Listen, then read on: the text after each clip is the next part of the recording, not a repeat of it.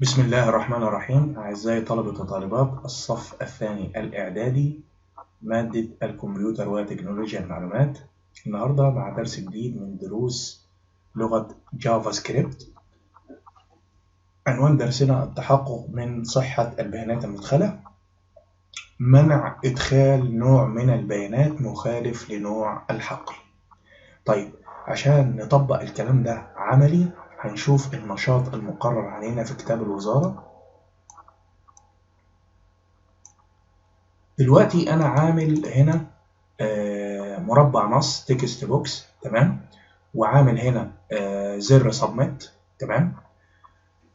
المفروض هنا يدخل قيمة عددية. راح اليوزر كتب تكست أو قيمة حرفية، تمام، وعملنا سبميت. المفروض يديني رسالة خطأ يقول له أدخل قيمة عددية، تمام. يعني المفروض مثلا هنا يدخل الرقم القومي، تمام.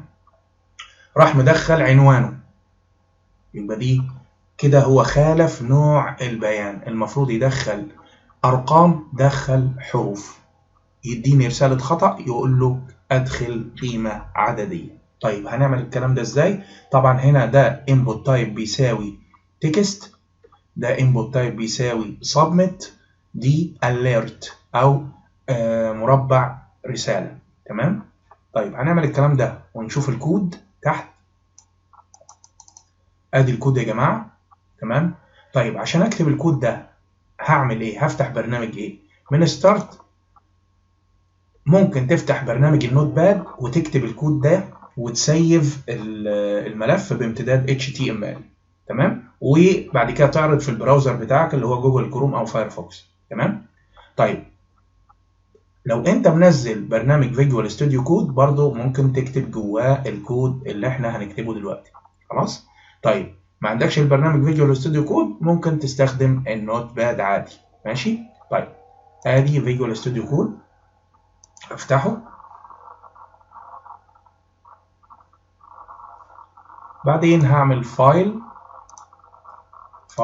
نيو فايل سيلكت لانجويج وهكتب هنا HTML، تمام، دي اللغة اللي انا هستخدمها.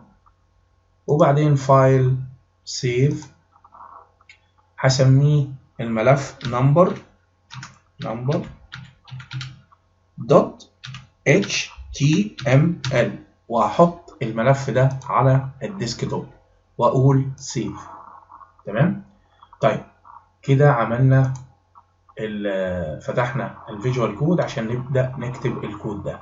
طيب عشان ابدا اكتب الكود ده زي ما اتفقنا دايما بنراجع على الهيكل البنائي لصفحه ال HTML. بتبدا بالامر HTML، ادي هنا الاوبن بتاع ال HTML وادي الكلوز باك سلاش HTML. صفحة ال HTML بتتكون من هيد وبادي، ادي الهيد منطقة الهيد،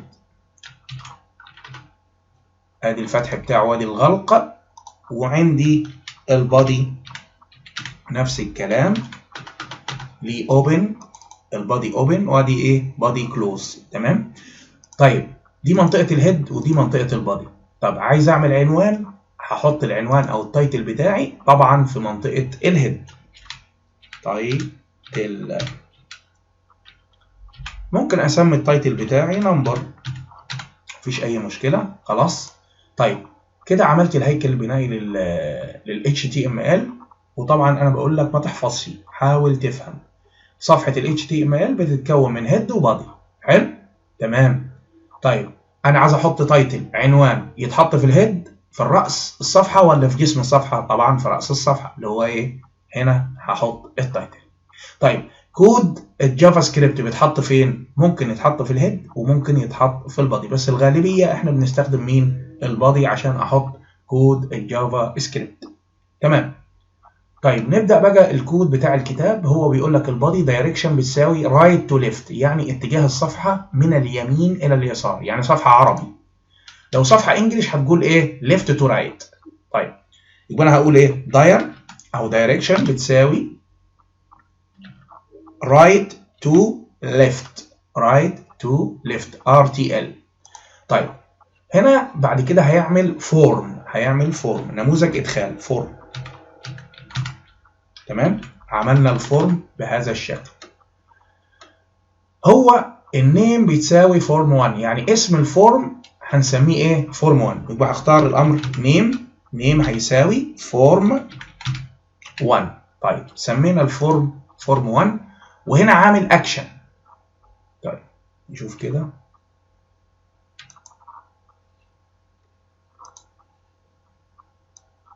عشان بس يبان الكود. طيب هنا عامل الاكشن بتساوي داتا دوت بي اتش بي. معناها ايه؟ معناها لما اضغط على زر سبميت المفروض ينقلني لصفحه الداتا دوت بي اتش بي. حلو خالص. هنقول اكشن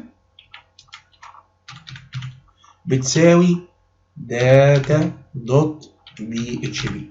ده يستلزم عندنا، ده يستلزم ايه يا جماعه؟ ان يكون عندي اصلا صفحه اسمها داتا دوت بي اتش بي. طب اعملها ازاي؟ هقول فايل، نيو فايل، سيلكت لانجوج، هختار لغه البي اتش بي. تمام، انتر. وبعد كده هسيف الصفحه، فايل سيف از او سيف، وهسميها داتا دوت بي اتش بي. تمام، واقول سيف.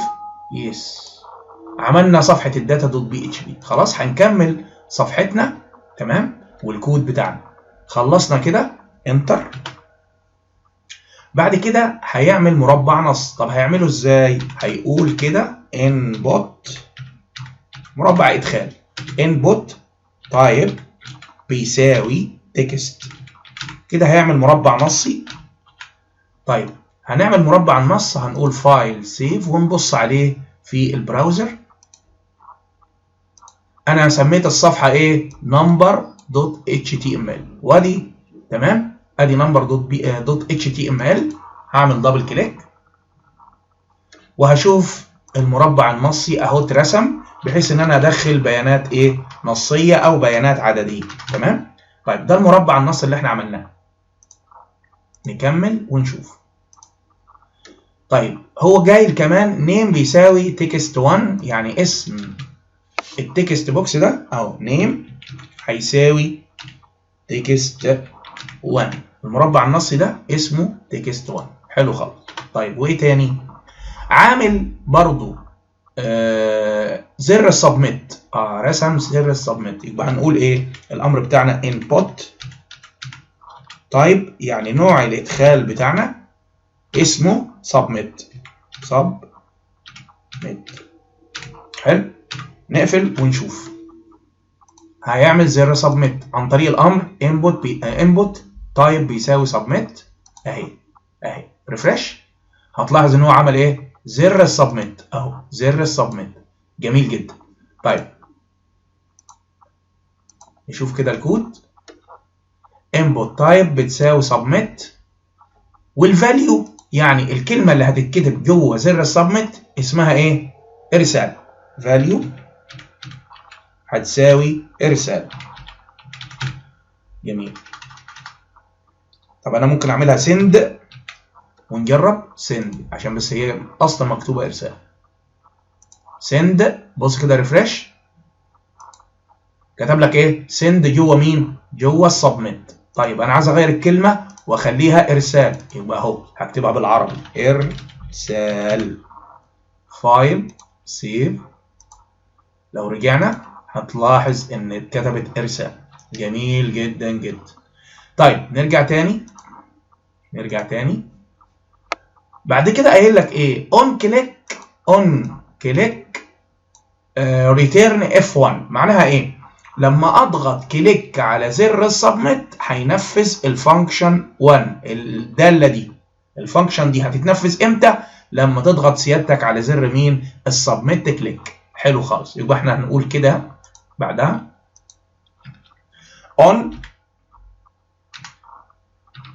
on كليك هتساوي return مسافة F1، ونحط القوسين بتوعنا وسيمي كولون، وبعدين في الآخر باك سلاش بهذا الشكل. معنى الأمر ده معناها لما اضغط كليك على زر الارسال هينفذ الفانكشن 1 وهنعرفها تحت بعد كده. جميل جدا. طب نشوف اللي بعده. بعد كده خلاص قفلت الفورم اهي \فورم. بعد كده بدأ يعمل تحت السكريبت، هيبدأ يكتب كود الجافا سكريبت. يبدأ بأمر مين؟ سكريبت اهي سكريبت. جميل جدا اهو، وقفل السكريبت. هنا هنبدأ نكتب كود الجافا سكريبت. جميل. هيبدأ يعرف الفانكشن 1، فاكرينها اهي، ادي الفانكشن 1 اللي احنا قلنا عليها return function 1. هنبدأ نعرفها هنا. طيب هنقول ايه؟ نطلع فوق ايوه كده خلاص. طيب هنقول function اسمها f1 تمام، وبعدين القوسين المدورين بتوعها وليها قوسين مجعدين بهذا الشكل تمام. دي الفانكشن. يبقى الفانكشن ليها قوسين مدورين وليها قوسين مجعدين بهذا الشكل. ده جسم الايه؟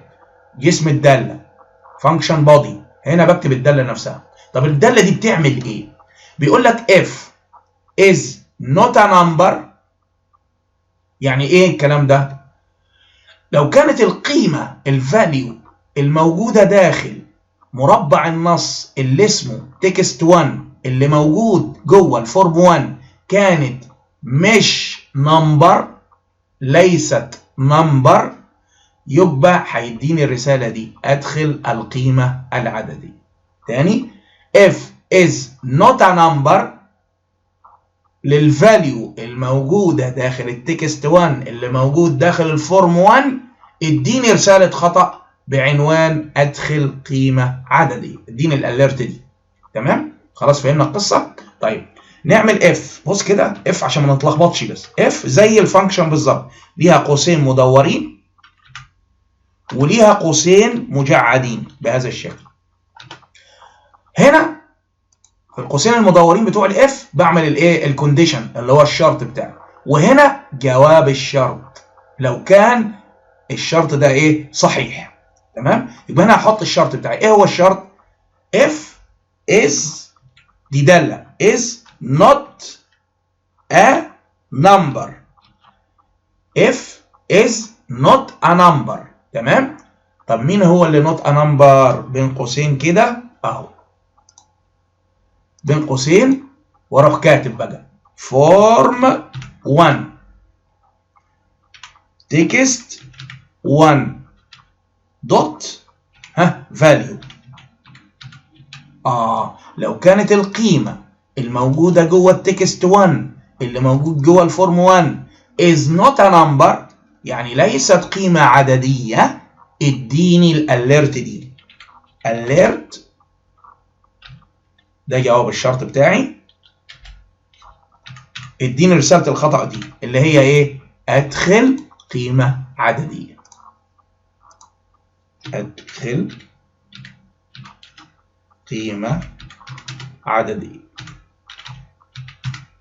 جميل جدا. وبعدين هنقول return false. return